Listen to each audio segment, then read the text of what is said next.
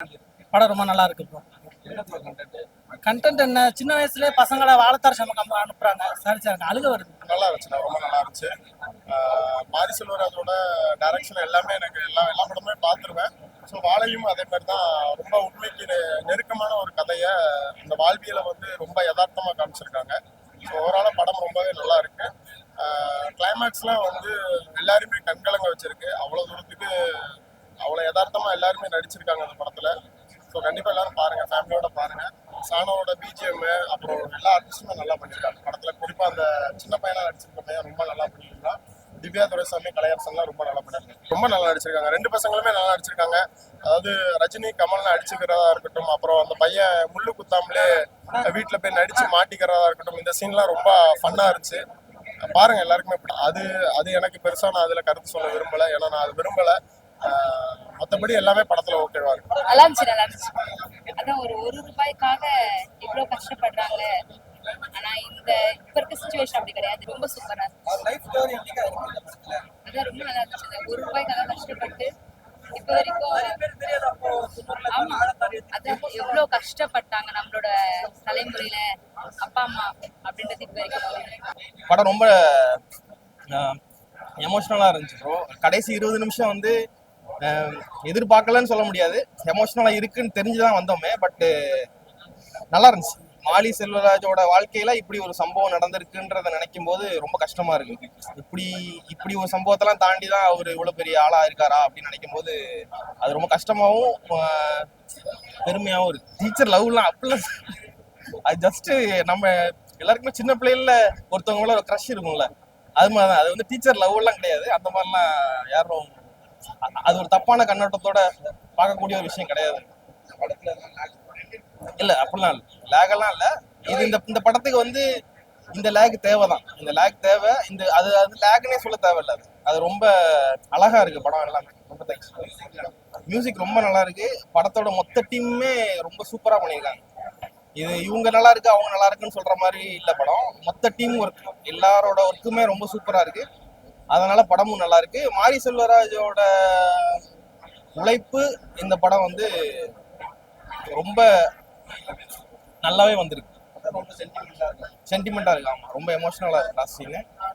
இன்னும் கொஞ்சம் எதிர்பார்த்தேன். பட் படம் நல்லா இருக்கு. மாரி செல்வராஜோடைய ஆக சிறந்த படைப்பு இது. அதான் முதலாளித்துவ உழைப்பு சுரண்டல் பற்றியான ஒரு ஒரு ஒன்லைன் தான் அது. அவர் வந்து எவ்வளோ கஷ்டப்பட்டிருக்காரு, எவ்வளோ இன்னல்களை வந்து போராடி இருக்காருன்றது வந்து வெட்ட வெளியாக காமிச்சிருக்காரு படத்தில். அவருடைய சின்ன சின்ன சின்ன போர்ஷன் மட்டும்தான் இது அவருடைய ஆட்டோபயோகிராஃபின்னா ஃபுல் பயோகிராஃபி. அவர் எவ்வளோ கஷ்டப்பட்டார், சினிமாவுக்கு வந்தார், அந்த மாதிரி இதெல்லாம் கிடையாது. அவர் சின்ன வயசில் அவர் அந்த நடந்த அந்த சம்பவம், அந்த ஒரு 10 வயசு 12 வயசுல நடந்த சம்பவத்தை வந்து உண்மை சம்பவத்தை அவங்க ஊரில் வந்து ஒரு இன்சிடென்ட் நடந்திருக்கும். அந்த இன்சிடென்ட் வந்து எதனால் நடந்ததுன்றத ஒரு கோர்வையாக சேர்த்து ஒரு படமாக திரைக்கதையாக மிகச்சிறப்பாக பண்ணியிருக்காரு. அதான் அந்த முதலாளித்துவத்தை வந்து எப்படி வந்து ஆதிக்கம் செலுத்துறாங்க, உழைப்பை வந்து இன்னமும் சுரண்டிட்டே இருக்காங்க, மக்களுடைய உழைப்பை.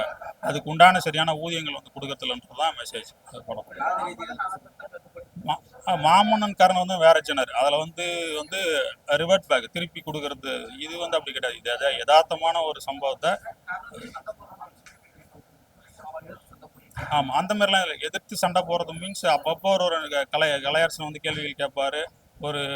ஒரு கம்யூனிஸ்ட் தத்துவங்களோட வந்து அவர் வந்து பயணம் பண்ணுவார் படத்தில். அதெல்லாம் வந்து காட்டியிருக்காங்க. பட் எதிர்த்து போராடுற அளவுக்கு அவங்க கிட்ட வலிமை கிடையாது. அந்த அந்த ஊரில் வலிமை கிடையாது எதிர்த்து போராடுற அளவுக்கு. அவங்க வந்து உழைக்கும் வருகின்றதால எதிர்த்து கேட்டால் அடுத்த நாள் சாப்பாட்டுக்கு அவங்களுக்கு வழி இல்லை. அதனால அது எதிர்த்து கேட்கணுன்ற எண்ணங்கள் இருக்கும். ஆனால் கேட்டால் வந்து எதுவும் நடக்காதுன்றது அவங்களுக்கு தெரியுதால அவங்க அடுத்த கட்டத்தை நோக்கி போயிடுவாங்க. ஸோ அது வந்து ஒரு வேஸ்ட். ஒரு ரூபாய் ஏற்றி கேட்டு அவர் கொடுக்காததால என்ன நடந்தது அப்படின்றது தான் கிளைமேக்ஸில். இது சாரி, ஜாதி ரீதியாக எதுவுமே கிடையாது படத்தில். ஜாதி ரீதியாக அவங்க எந்த ஜாதின்றதே நமக்கு வந்து தெரியாது படத்தில். புதுசாக படம் பார்க்க வராங்க, மாரி செல்வராஜ் யாருன்னே தெரியாமல் வராங்க அப்படின்னா இது வந்து நார்மலான ஒரு கிராமத்து கதை அப்படிதான் தெரியுமே தவிர ஜாதி ரீதியான படங்கள்லாம் ஆமா. ஏன்னாக்கா இவர் உண்மையா சொல்லியிருக்காரு. அவர் வெற்றிமாறன் உண்மையா சொல்ற அளவுக்கு எதனா இருந்ததுன்னா எடுக்கலாம். உண்மையா சொல்ற அளவுக்கு. ஏன்னா அவருடைய வாழ்ந்த விதம் வேற. அவர் வந்து ஃபுல்லும் சிட்டியில சென்னை வேலூர் மாவட்டத்தில் வாழ்ந்ததால அவருடைய பயோகிராஃபி எடுத்தா வந்து மக்கள் அந்த அளவுக்கு கனெக்ட் ஆகாமல் தெரியல. இவர் வந்து வாழ்ந்த விதம் வந்து உண்மையான விதம்.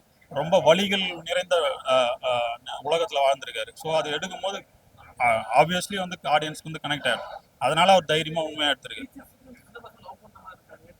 ஆமாம், அது ஏற்றுக்கூடிய விஷயம் தான். அது நார்மலாக உங்களுக்கு ஒரு எனக்கு வந்திருக்கும்.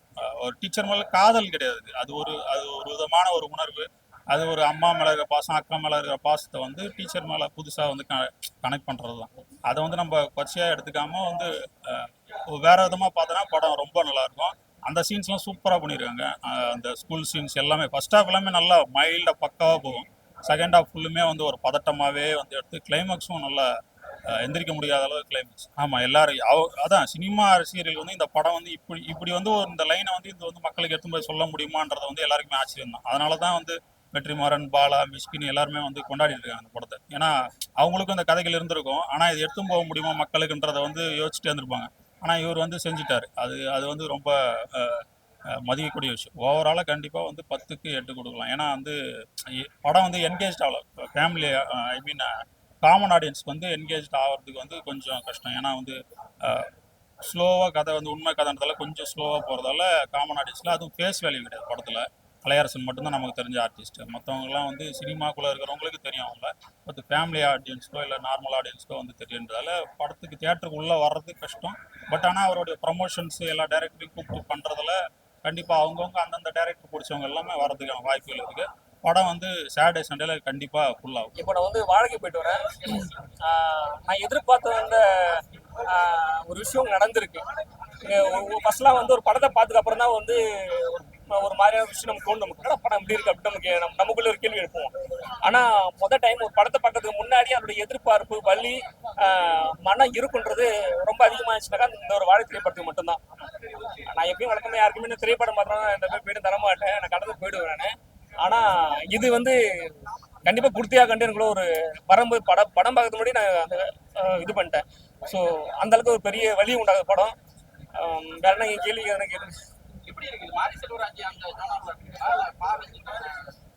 மாரி செல்வராஜ்ன்றது நீங்க திரும்ப திரும்ப சொல்ற ஒரே விஷயம், மாரி செல்வராஜ்னா இப்படிதான் அப்படின்னு நம்ம வந்து ஒரு முத்திரை குத்துட்டோம். ஸோ அப்படி கிடையவே கிடையாது. இல்ல அவருமே சொல்லல. அதான் நான் திரும்ப திரும்ப சொல்ற ஒரே விஷயம்னாக்கா, இதையும் நோய் வாய்ப்பட்டுச்சுனாக்கா அறுவை சிகிச்சை வன்முறையா? ஓகேங்களா? இது வந்து தம்பி படத்தை சீமானுடைய டைலாக் மாதம் பேசுறப்பல அது நல்ல டைலாக் தான். அதை இப்ப நான் ஒரு உதாரணமா வைக்கிறேன். ஓகேங்களா? இதையும் நோய் வாய்ப்பட்டுச்சு, அது அறுவை சிகிச்சை வைக்கணும் வேணுமா வேணாமா? வேணும் இல்ல. அப்ப அதாங்க மாரி செல்வராஜோ பாரஞ்சித்தோ வெற்றி மனம் பண்ணிருக்காங்க. நீங்க திரும்ப அவங்களை போயிட்டு சாதின்னு சொன்னா எப்படி? நான் வந்து அதான் சொல்றேன், நீங்க முத்திர குத்தாதீங்கன்னு சொல்லுவாரு. என்ன முத்தனாக்கா, அவரு வந்து வலிய உணர்ந்திருக்காரு, அனுபவப்பட்டிருக்காரு. ஓகே, அந்த வழியில வாழ்ந்திருக்காரு, ஒடுக்கப்பட்டிருக்காரு. அப்பனா அந்த வழியை அவர் தானே பேசி ஆகணும். அது ஏன் வந்து நீங்க திரும்ப சாதி திரும்ப நீங்க பேசுறீங்க அப்படின்ட்டு சொல்ல வரீங்க?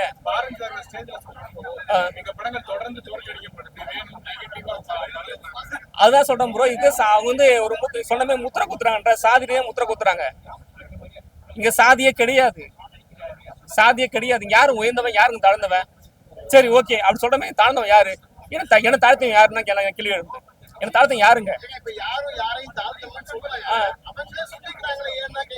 அப்படிலாம் அவங்க வந்து சொல்லிக்கலன்னா அவங்க வந்து அனுபவப்பட்டிருக்காங்க. அது வந்து அடிபட்டிருக்காங்க. சரி அண்ணா ஒரே நிமிஷம்னா, நான் திரும்ப ஒரு முன்னாடி ஒரு பேட்டி கொடுத்தேன். முன்னாடி கூட ஒரு ஆணை நடந்திருக்குது. சாதி ஆணை யாரு பதில் சொல்லுவா?